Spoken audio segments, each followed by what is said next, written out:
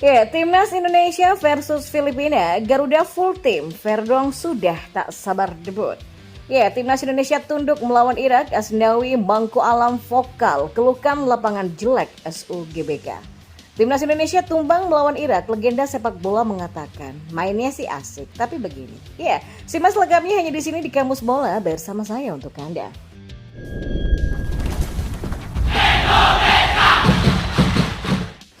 Nah, pemain anyar Timnas Indonesia, Kelvin Verdong, semakin melengkapi daftar pemain Eropa yang bisa diturunkan saat menghadapi Timnas Filipina di kualifikasi Piala Dunia 2026 zona Asia. Pelatih Timnas Indonesia, Sintayong, bisa mewujudkan formasi full Eropa ketika melawan Filipina nanti. Sintayong menyambut positif bergabungnya back and easy Mitch Megan tersebut, bahkan Verdong sendiri mengaku sudah tidak sabar bermain bersama Timnas Indonesia saat menghadapi Timnas Filipina nanti.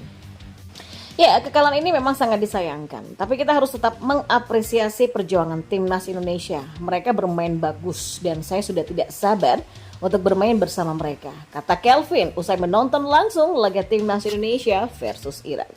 Ya, Verdong sendiri bisa mengisi slot sayap kiri ataupun back tengah dalam formasi 3-4-3 ala Sintayong.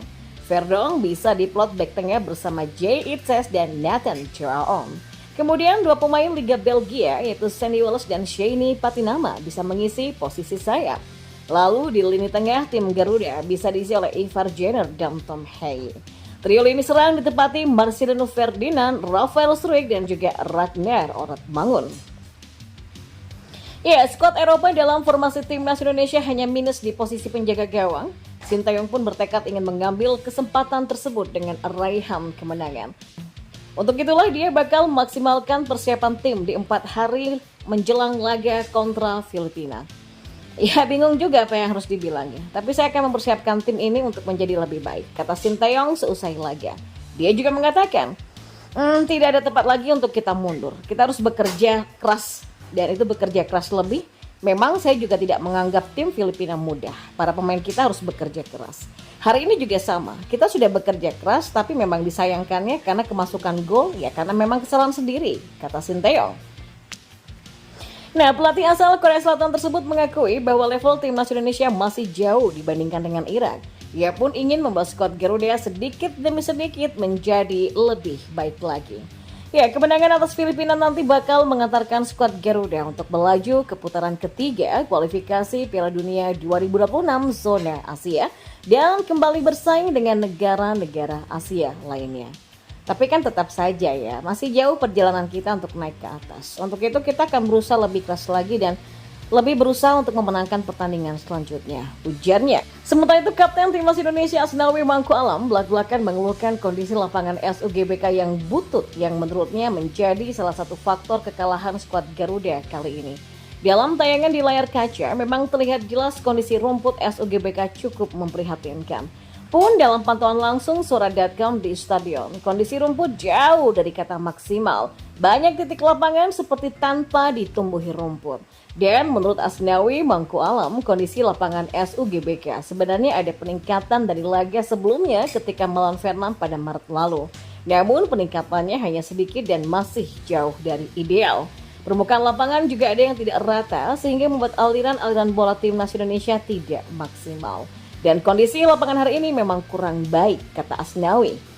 Nah, ketika melawan Vietnam di Maret lalu memang kondisi lapangan SUGBK sudah jadi sorotan, sempat ada perbaikan namun kondisi rumput kembali butut karena sempat digunakan untuk konser musik pada Mei lalu.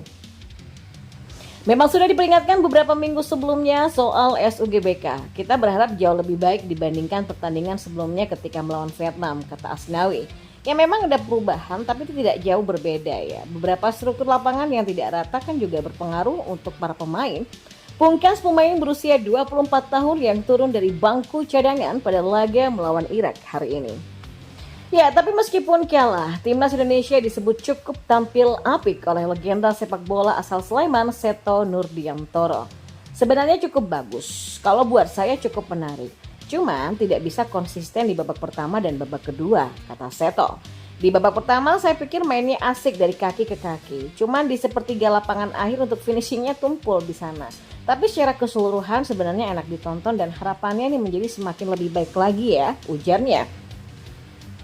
Ya, meski memuji permainan skuad Garuda yang cukup baik, tapi Seto menyoroti finishing dari anak asuh Sinteyong yang masih belum tajam.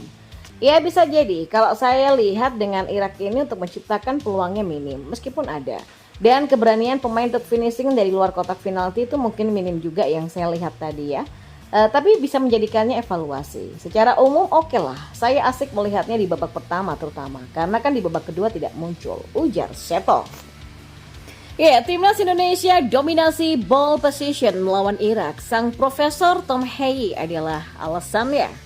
Ya, timnas Indonesia sebagai underdog nyatanya memang masih bisa memberikan perlawanan berarti ketika menghadapi tim kuat Irak pada lanjutan kualifikasi Piala Dunia 2026 zona Asia pada Kamis hari ini.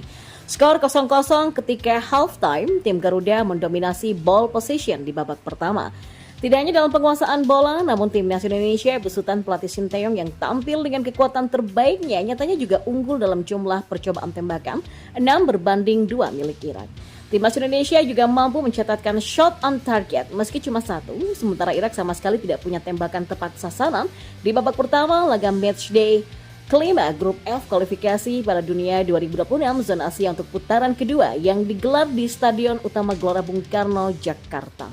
Untuk penguasaan bola, timnas Indonesia mendominasi sampai 61% berbanding Irak yang hanya 39%.